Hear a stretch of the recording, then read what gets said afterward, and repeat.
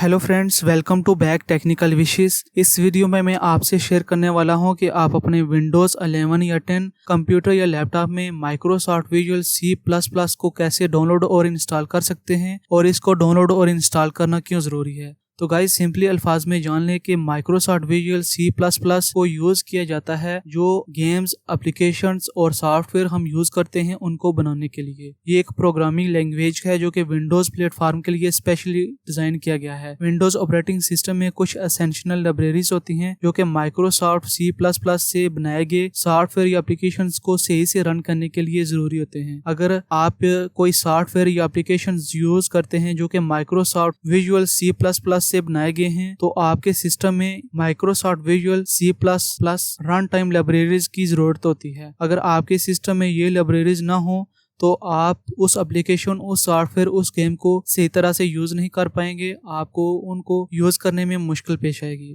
इसलिए Microsoft visual C++ run time libraries का आपके कंप्यूटर या लैपटॉप में इंस्टॉल करना बहुत ही जरूरी है। तो माइक्रोसॉफ्ट विजुअल C++ को डाउनलोड और इंस्टॉल करने के लिए आपने अपने सिस्टम में किसी भी ब्राउज़र को ओपन कर लेना है और यहाँ पर सर्च बॉक्स में टाइप करना है Microsoft visual C++। Enter press करना है तो जो सबसे पहला वाला लिंक है माइक्रोसॉफ्ट का ऑफिशियली लिंक है, आपने इस पर क्लिक करना है। तो नीचे स्क्रॉल डाउन करें, यहाँ पर आपको उसको डाउनलोड करने के लिए 3 ऑप्शन मिलेंगे। तो यहाँ पर आपने अपने कंप्यूटर या लैपटॉप में विंडोज़ 10 या 11 में चेक कर लेना है कि आप अपने सिस्टम में कौन सा ऑपरेटिंग सिस्टम यूज़ करते हैं। अगर आप अपने सिस्टम में 32 बिट का ऑपरेटिंग सिस्टम यूज़ करते हैं तो आपने सेकंड वाले लिंक x86 वाले लिंक पर क्लिक करना है। अगर आप अपने सिस्टम में 64 बिट ऑपरेटिंग सिस्टम यूज़ करते हैं तो आपने लास्ट वाले x64 वाले लिंक पर क्लिक करना है। तो सबसे पहले आप अपने सिस्टम में चेक कर लें कि आप कौन सा ऑपरेटिंग सिस्टम यूज़ करते हैं। तो मेरा जो ऑपरेटिंग सिस्टम है वो 64 बिट है।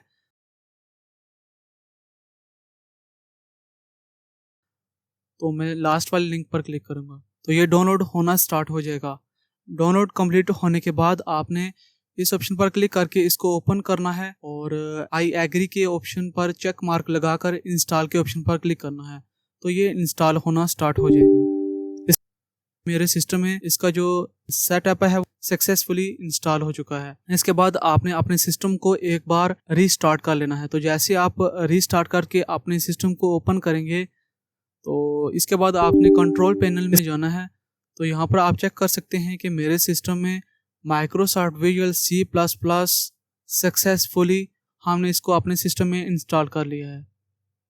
इसके बाद अगर आप अपने सिस्टम में कोई भी एप्लीकेशंस, सॉफ्टवेयर, गेम यूज़ करते हैं तो उसको यूज़ करने में आपको कोई भी प्रॉब्लम नहीं आएगी। तो उम्मीद करता हूँ ये वीडियो आपके लिए यूज़फुल रही होगी। तो मज़ीद न्यू वीडियो की इन्फॉर्मेशन के लिए आप हमारे चैनल को सब्सक्राइब कर सकते हैं और बेल आइकन पर क्लिक करके उसको ऑल पर सेट करें ताकि न्यू आने वाली वीडियो की नोटिफिकेशन आपको टाइम पर मिलती रहे। तो टेक केयर, कीप स्माइलिंग, अल्लाह हाफिज़।